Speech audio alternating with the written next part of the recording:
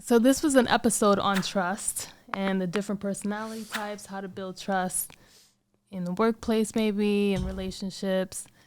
And so my question is for you personally, how do you work to build trust as someone who has publicly said many times that you don't mess with a lot of people, for lack of a better word? So two things immediately come to mind. One, generally speaking, people are not self-aware, right? So one, people are not usually conscious of the things that they're doing. So I can give grace to a person, but like I've said before, the intent doesn't negate the impact. So there are certain people who mean to do what they do, and it's stuff that I don't really agree with or I don't really care for. And then there's people who mistakenly do things that I don't care for. And in either event, I'm gonna like minimize my exposure to things that don't align with me. Do you feel like you get in your own way sometimes? I do relationally. I do get in my way a lot of times because um it's I'm a very low I, so I'm not the most open person with people that I don't know. I'm not super expressive, with people. It takes me time to open up, right? And most people, one, are not bringing their true, authentic self to a relationship. Most people are like wearing a mask or they're coming with facade and ego.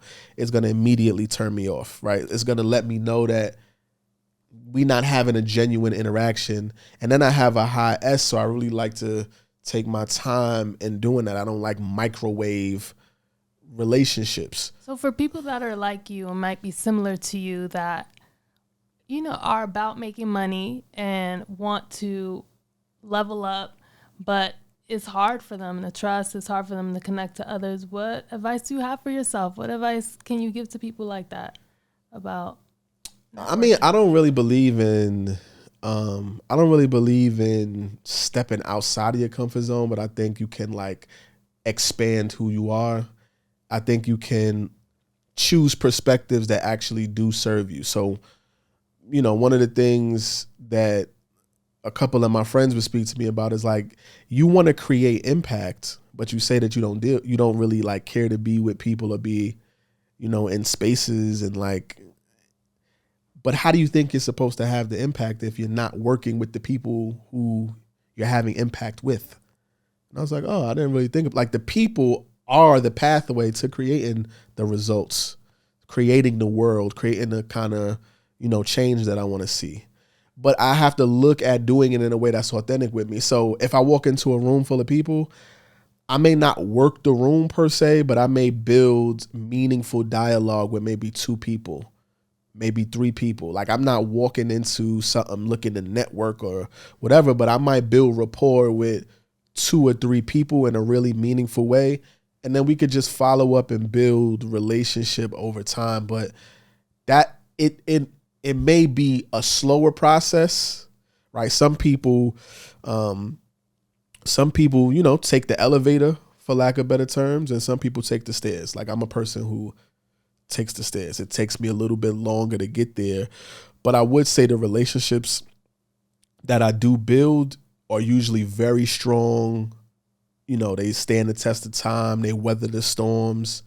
And I'm comfortable with that. Like I'm good with that. And I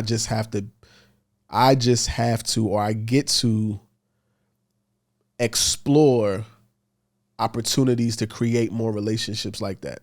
So putting myself in spaces where I can connect with new people more often. But it's a work in progress. Well, I'm a work in progress rather.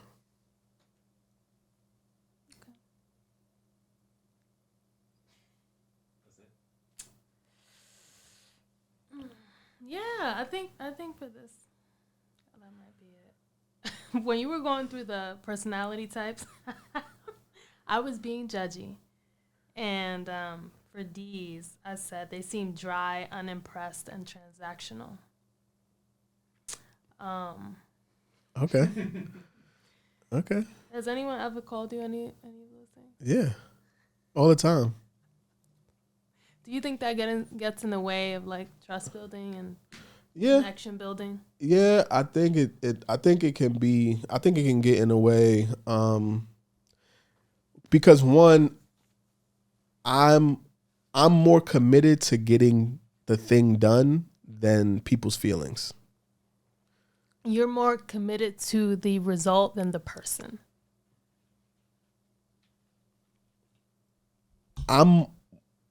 The result could be a person though, right? So it just depends.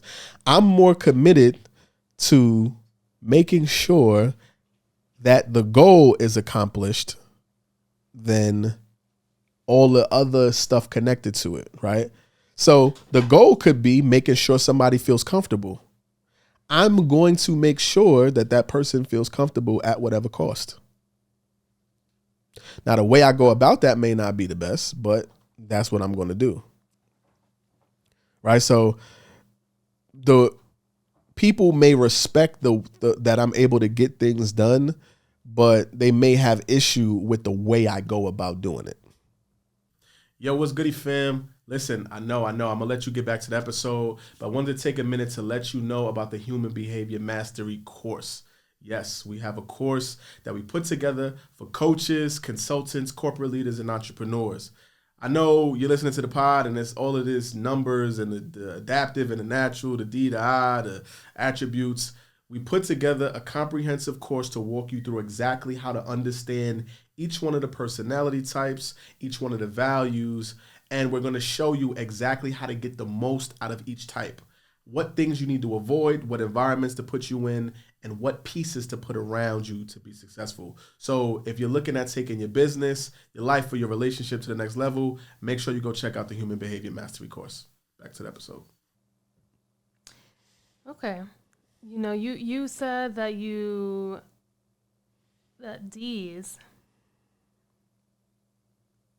some of their fears or fear that they have is to be taken advantage of or to be made to feel insignificant. Okay. Where does that come from? I'm just curious because I also think that can be projected if you're not a person who's self-aware.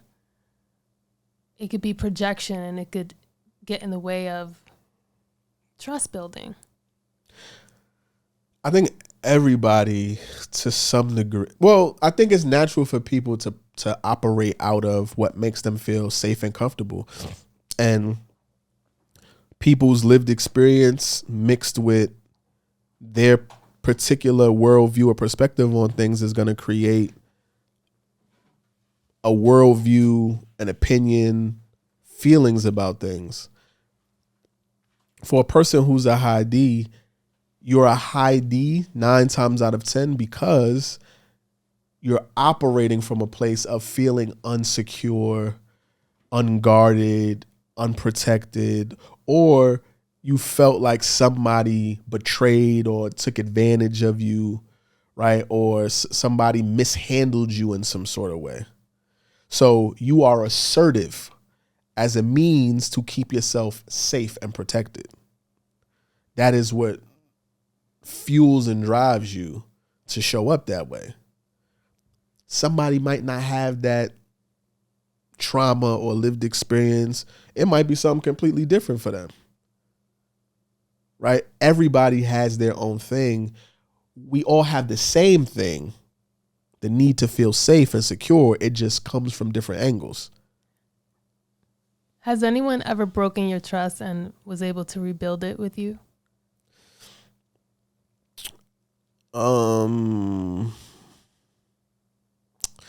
People have broken my trust. We've rebuilt something different.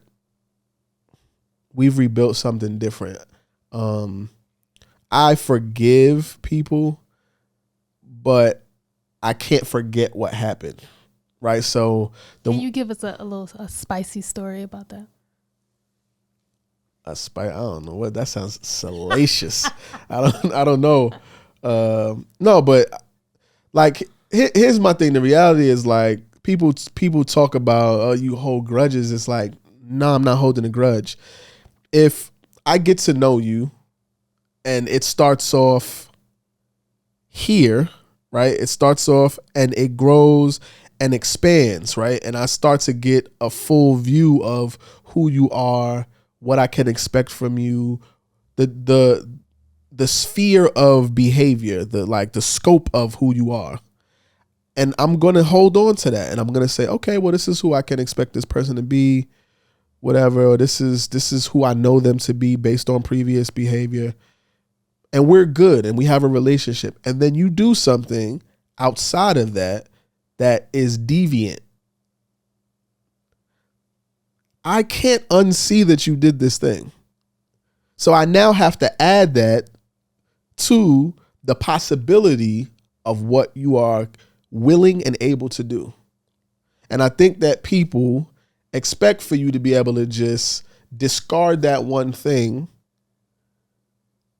And I don't know that that's fair, because if we looked at it on the other end of the spectrum, if you did a good thing, you wouldn't want somebody to dismiss it, right? So I think we have to take everything in totality.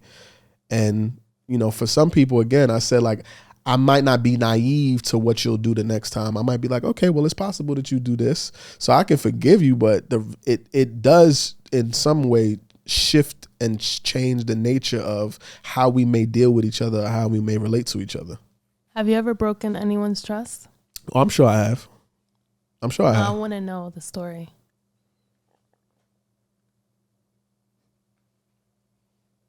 I can't tell a story from somebody else's perspective, so I don't. Tell it from your own. That's the last question. So. I've broken somebody else's trust.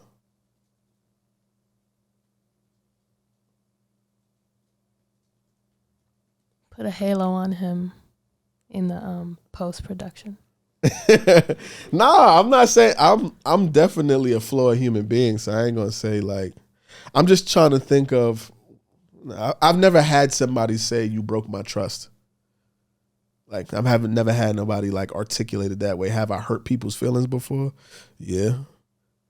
Did I mean to hurt their feelings? No. Did I still hurt their feelings? Yeah.